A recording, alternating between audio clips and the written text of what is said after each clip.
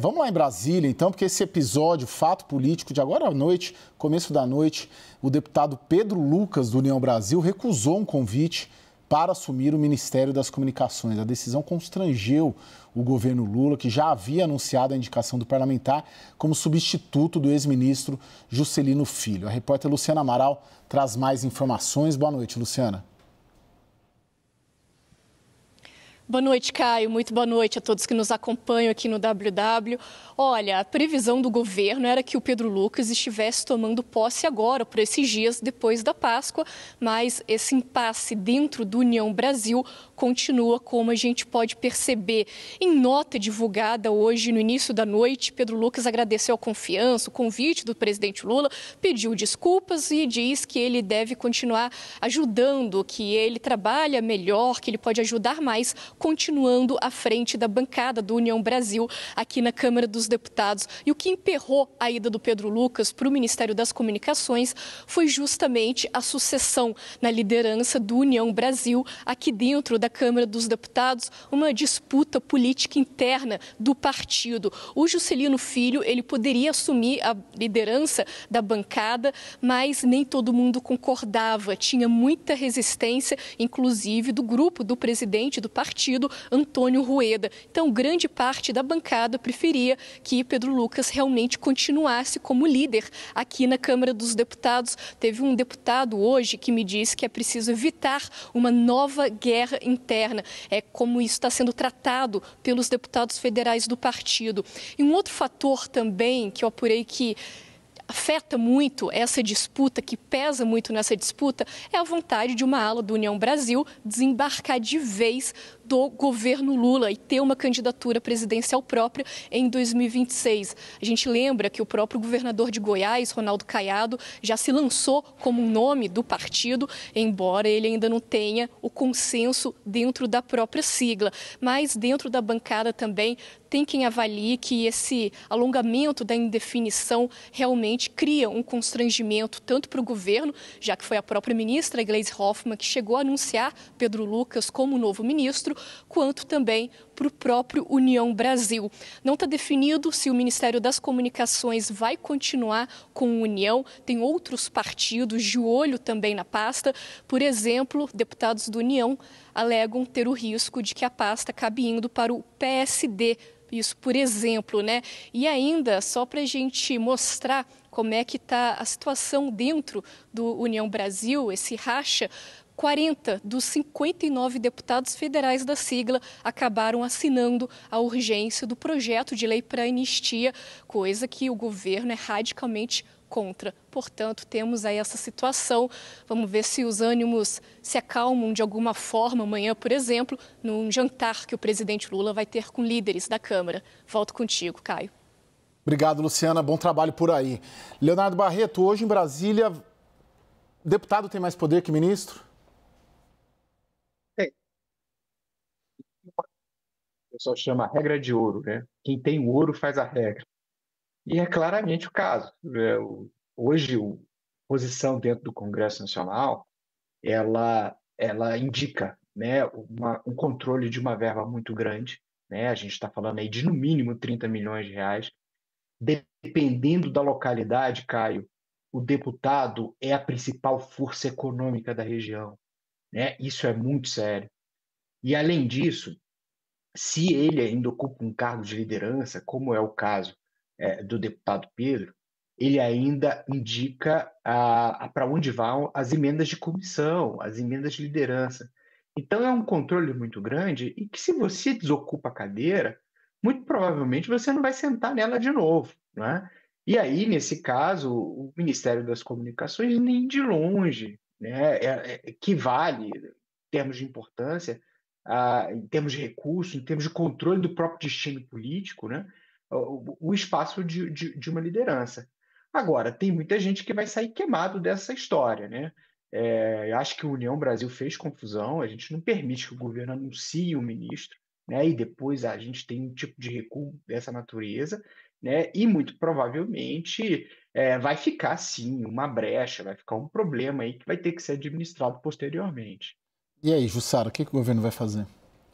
Olha, Caio, o governo, ao longo do dia de hoje, eu vi que foi um ato desastroso do União Brasil. Fala também que foi desrespeitoso, deselegante e coloca em xeque o tamanho do União Brasil na esplanada dos ministérios, dizendo que é o seguinte, olha, ao anunciar rapidamente Pedro Lucas, isso foi um jeito de manter a União com 3 pastas. Agora, com essa recusa do líder do União Brasil, isso abre espaço para que outros partidos se dê aquela piscadela ao governo. Fala, ó, eu estou aqui, pode mandar essa pasta que se a União recusou, a gente está aqui para receber. E claro que o governo faz esse jogo, fala que está irritado, o Palácio do Planalto mandou recado que isso caiu muito mal no governo com o presidente Lula, porque de fato foi muito constrangedor. Afinal de contas, a ministra Gleisi Hoffmann anunciou, depois de uma reunião no Palácio do Alvorada, e depois ele pensou assim, olha, é o primeiro caso, eu não me lembro de outro caso, você que é experiente de um ministro confirmado, oficializado, recusar um convite nesses termos. Então, isso o governo coloca o governo numa situação constrangedora, mas, por outro lado, Caio, eu observo também que é um jeito de mostrar que o governo não está com essa bola toda, apesar de dizer que está irritado, que vai rever o tamanho do União. O fato é que a União fez o que quis. Agora divulgou uma nota há pouco dizendo que vai indicar um outro nome técnico. O fato é que a União está com a bola e não é o governo. Sim. Não, e constrangedor, né? À tarde a gente estava aqui na redação, à tarde, no começo da noite, acompanhando. A assessoria do União Brasil manda uma nota, depois fala que aquela nota não vale. A nota era do presidente do partido, depois vem uma nota do próprio líder, ou seja, assim, né? Constrangedor, né? Até pra gente que acompanha aí a política há muito tempo. Ô, Daniel, essa rejeição, na sua percepção, ela diz mais sobre um partido bagunçado, fraturado, dividido, como é a União Brasil, que a União Brasil tem governista, tem independente e tem oposição. Ou diz mais sobre um governo que não emite um sinal de continuidade, talvez, em 2026, um governo frágil, que ninguém quer ficar perto, justamente porque a eleição já é o ano que vem e há muita incerteza se esse governo será ou não reconduzido.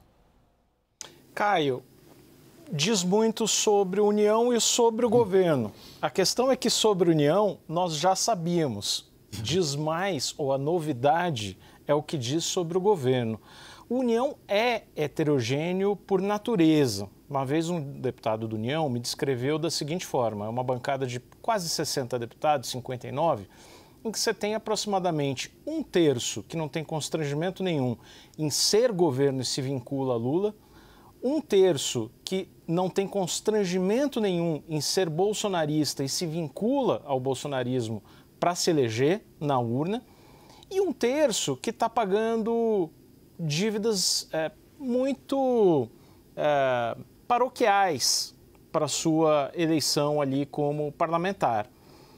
E é interessante sempre observar o comportamento desse terço que é mais híbrido, que vai mudando ao sabor do horizonte da popularidade de cada governo. O que esse episódio nos mostra é que qualquer partido, para além da União, ou esse terço da União que representa tão bem o Centrão, não está com muito apetite para ser governo. E isso nos diz muito sobre o estado do governo. É um governo que, quando terminou a presidência de Rodrigo Pacheco e de Arthur Lira no Senado e na Câmara, respectivamente, ofereceu o ministério para os dois e viu Arthur Lira dizer numa entrevista a um jornal, ainda presidente da Câmara, que não se embarcava em barco que estava afundando. Então, um governo que oferece ministérios e não tem a capacidade de atrair uma base ainda que híbrida, ainda que disfuncional, mas base, é um governo que não consegue encantar esses parlamentares. Por isso que é tão difícil quando o governo faz uma ameaça, por exemplo, aos seus partidos aliados e diz retirem as assinaturas ali do pedido de urgência do PL da anistia, por exemplo, ele tem pouco efeito. O efeito é quase inócuo, porque e daí se tiver uma ameaça de perder cargos? Esses partidos vão dizer, olha, me tira o cargo então para ver o que acontece na votação de seu interesse. E o que acontecer vai ser desastroso. É um governo que tem uma base muito frágil para fazer qualquer tipo de ameaça. Ô, Léo, na sua percepção, o Centrão já debandou? Já. Agora, tem uma coisa, acho que tem uma equação uma variável que a gente tem que colocar nessa equação, é que a União e o PP estão negociando uma fusão, né? Se eles realmente se juntarem, a gente primeiro está falando de um negócio bilionário. E aí eu estou falando isso de uma maneira literal, né? Juntando os dois fundos eleitorais vai dar mais de bilhão. Além disso, a gente pode ter a liderança de uma bancada de mais de 100 deputados, né? O que significa também muito controle, muito poder político, né? Se você vai para um ministério da comunicação, você vai trabalhar lá de temas regulatórios, né? Vai arrumar uma briga lá com Elon Musk por causa dos satélites. É um ministério que não tem entrega, né? Não tem orçamento, você não vai fazer política com isso, não é? Então, e além disso, você tem menos de um ano até a desincompatibilização. Então, eu acho que, de certa maneira também, o período, a demora que o presidente Lula teve para fazer essa reforma ministerial, né? Toda essa demora sabendo que o ministério não vale muita coisa. Então, eu acho que se criou aí uma tempestade perfeita, né, de vários elementos que levaram a essa situação, esse resultado que a Jussara bem ressaltou. A gente não tem memória, né, de um deputado que despreze um convite para o governo. Aliás, existe uma memória, né? O governo Dilma, já no seu final, ela pede ao MDB de Renan Calheiros para indicar um ministro, o Renan se recusa, né, e aí ela desce para o segundo escalão e vai tentar achar ministro lá no MDB do Rio de Janeiro. É claro que era uma outra circunstância, uma outra situação, né? Mas também não deixa de ser um indicador de que o governo, hoje, ele é visto com muitas ressalvas por parte do Congresso. Ô, Jussara, isso coloca, de alguma maneira, uma absoluta falta de controle do Palácio do Planalto sobre o andamento do PL da anistia? Olha, sim. O que a gente vê, apesar assim que foi apresentada a urgência do PL da anistia, pouco antes, inclusive, o governo petista, de alguma forma, diziam que ia pressionar, que ia, como disse o Daniel Rittner, falar que era para tirar os cargos. Só que os próprios integrantes do Palácio do Planalto e pessoas muito próximas ao presidente Lula dizem o seguinte: não tem realmente poder para fazer isso. Porque se ele vai pressionar aqueles deputados da base, do União, do PP, né, que tem ministérios republicanos, para tirar...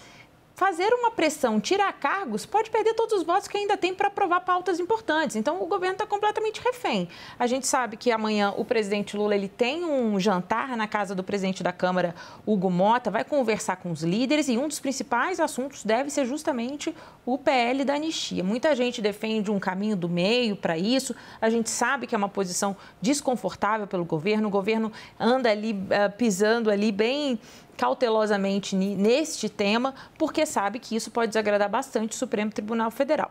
Por outro lado, agora para amarrar com a história do futuro do Ministério das Comunicações, que o deputado Pedro Lucas recusou este cargo, a gente precisa lembrar que o presidente Lula tem uma viagem marcada para o funeral do Papa, que ele vai embarcar com Hugo Motta e com o presidente do Senado, Davi Alcolumbre, que tinha dado aval para Pedro Lucas. Então, está tudo aberto. União, não se assuste se União Brasil seguir com o Ministério das Comunicações, apesar da deselegância cometida com o presidente Lula. É por aí, né? Oi, Daniel. Não, só uma coisa que eu ia pontuar, porque o Leonardo Barreto lembrou da federação partidária que está se criando entre União Brasil e PP. Em que pese essa federação está sendo discutida, lá se vão ali uns 2 ou 3 anos, parece que agora realmente tudo se encaminha para ela de fato sair. E isso foi comentado hoje como um prenúncio, me refiro à desistência de Pedro Lucas, foi comentado como, nesse quadro de federação partidária, como um prenúncio do desembarque da União. Por quê? É uma federação que tem uma força muito grande do PP.